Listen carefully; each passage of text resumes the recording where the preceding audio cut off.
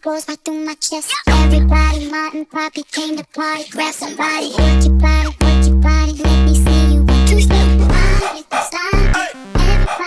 Hello, party people. Welcome back again. And today we are talking about you remixing things wrong. I see you. You've made your very cool PlayStation D&B remix with like a dochi vocal snippet over it. Why do you have just a snippet that you're looping? Because you haven't warped the whole thing like properly and correctly, right? So today we are going to talk about how do we like warp tracks together, get them in key, get the BPM right. So to do that, we are going to be diving into one of my projects from the new virginmistry side project on Nightcore for Total Sluts, Madonna Slut Complex. But yes, let's dive into it. So we're going to be using the songs I used in this remix. So throwing it back to Jordan Sparks, No Air, absolutely iconic. So we've got this song in here. If I should die before I wake. We want to warp this so that when we add in other things, Ableton will sync everything up together. So if I add in this almond break, right, they do not work together. So what we are going to do is double click on this, turn on warp, change this to complex mode.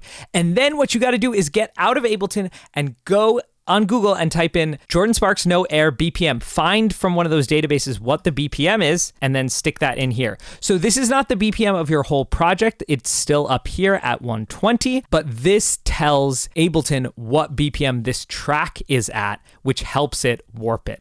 So next we need to find like the downbeat of the song. Right, so this starts with this like interesting intro thing. So let's see when the drums come in. When does that like kick on the one come? Right, so it's here, right? So I'm gonna go down here, and again, remember, you can always hit Alt space to play from certain areas in this little wave editor. Right, so I'm gonna go here, double click, right click, set 111 here, and then that is going to move it all the way back to the very beginning there. And now all I gotta do is go back to that warp marker, right click, and go warp from here straight. It's gonna take a sec to analyze this, and then let's see how it did. How do we know if this works or not? We can put our break in here. Now, of course, we can also really change the BPM. So let's go up to say 160 and let's listen. Okay.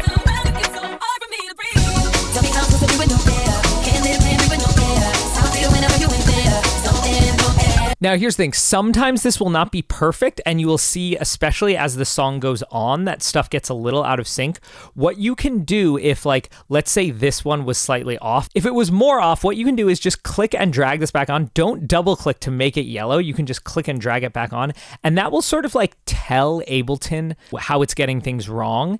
And then based on that, it will like go and make other changes and bring the rest of the song back in. Okay, now let's say we want to get two songs in sync together so that we can do a little bit of a mashup. When I say in sync, I mean they're both going to be warped, so they're both going to play in time with each other, and then we have to get them in the right key. I'm going to take this Sierra song, and I'm going to do the same thing. I'm going to go hit warp. I'm going to go to complex. Luckily with this song, the downbeat is just the very beginning of the song.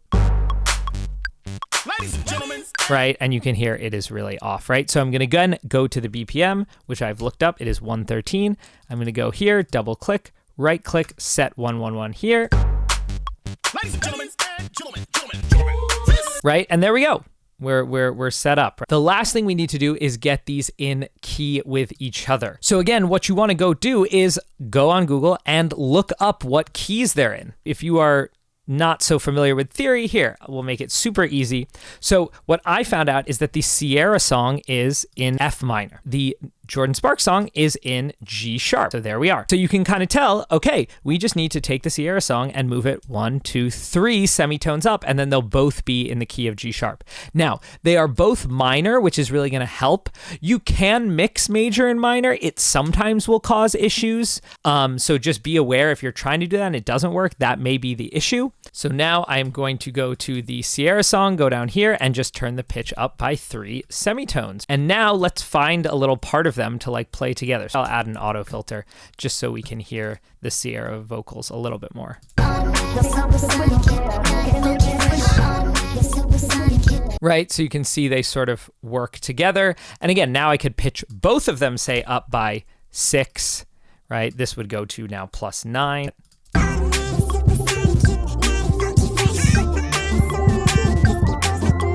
Right, so you can see it's sort of sounding good already, right? The final thing we want to talk about is you may not always be working with the entire song. You may find an acapella or use something like Ultimate Vocal Remover. So the question is, how do we warp our vocal? This is kind of annoying. I haven't figured out a great way to do it. If you know of a better way, I would love to hear it. But basically what I do is this. I'm going to again go to my vocal, go to warp, turn it onto complex, put the right BPM in. Great. That's the start.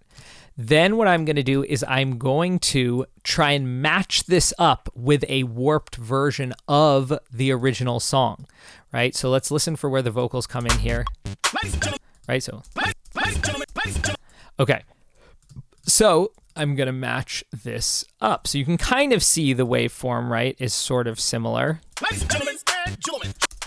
So then what I do, and again, this is kind of hacky. What I do is I go down here, I go to the very end of the song, and I create a warp marker on the vocal. We're on the acapella right now. And then you can see that by moving this back and forth, right? If I zoom out, I'll be able to do a bit more. You can see I can kind of like compress and stretch the whole song. So what I'm going to do now is go back to the beginning here, and I'm going to begin dragging this until I see...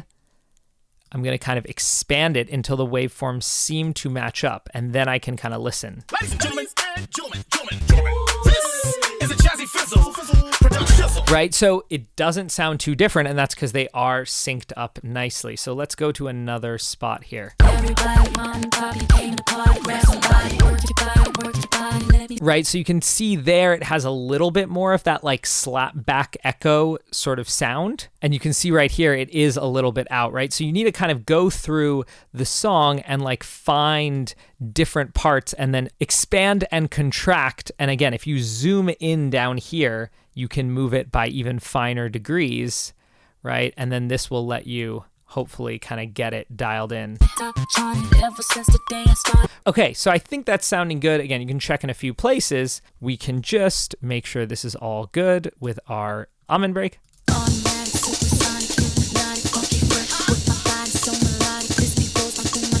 So now that we have set up our foundation, I want to show you some of my favorite ways of remixing stuff. So here is Bar Mitzvah Walkout Anthem from Madonna Slut Complex. Let me just play part of the chorus for you guys to hear.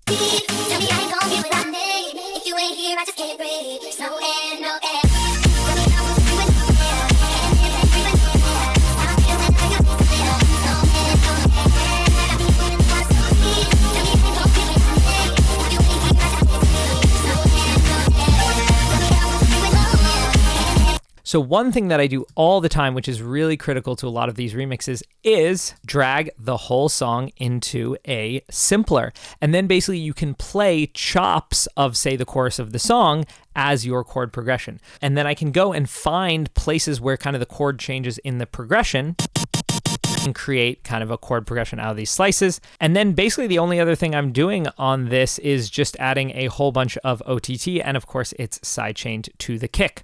So here, I will just play this part by itself.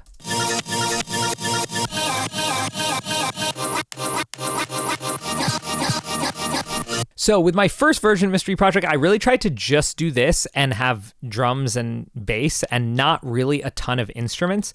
But I did finally go for some super saw-y stuff over here. So I want to talk about this saw. So I did not opt for like a million layers, super stacked saw kind of thing. I wanted it to sound almost a little bit cheesy. And so the way I did it was actually by using this Ableton preset that's called Saw Detune Sync Lead. So I think it sounds really good on its own. To make it sound a little better, what I did was I just turned the filter all the way up. And then I added in this noise oscillator. And then I thought if I added an amp, this started to sound really good. So you can see the body of what's going on here is the sub, those chops, and this saw, which together sound like this.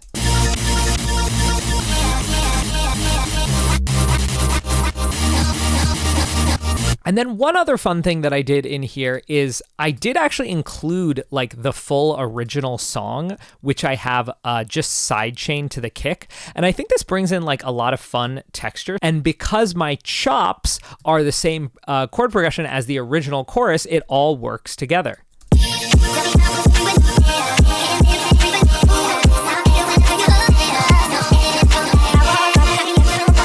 Now I want to show you another fun section.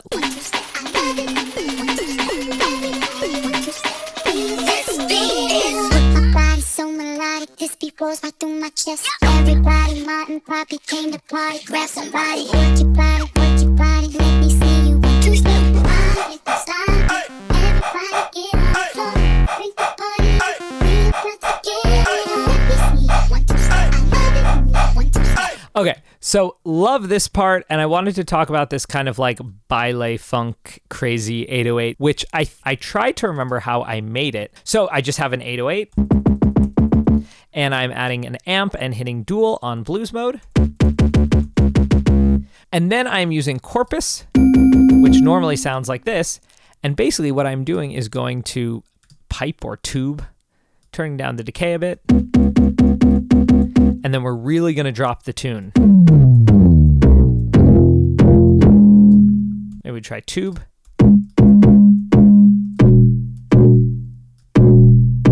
Yeah, something like that. And of course, just put on a ton of OTT. And by a ton of OTT, I mean, I'm just turning up the output there.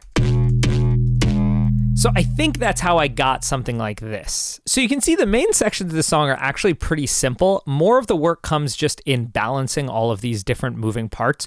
So I want to talk about some of these transitional areas. They know you're the one I wanna give it to. Can see you and me too. Now it's me and you. I've been waiting, I wanna make them move. Baby, tell me if you. Here we are moving from the Cassie, Me and You song into the Jordan Sparks No Air song. And what I'm doing is just taking some little like vocal chops and putting a ton of reverb or a ton of delay on them. And it's just happening in the background. Right? And it's just kind of like signaling to your brain almost unconsciously like, oh, this other song that you know is about to come. And so it doesn't feel like such a surprise. It's the same thing over here in the Missy Elliott section where we're leaving the Jordan Sparks section, right? So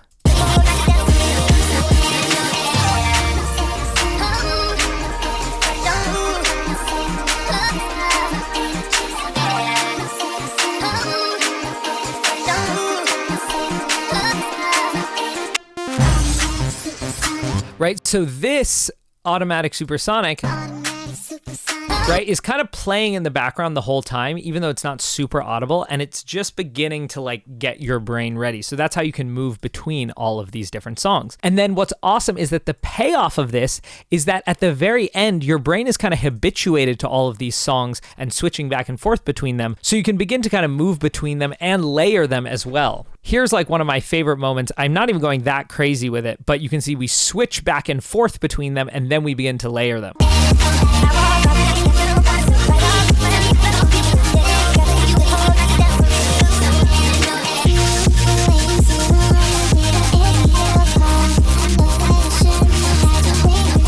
So that sounds like super natural now. And then when we begin to put them on top of each other, because they're in key, it totally works as well.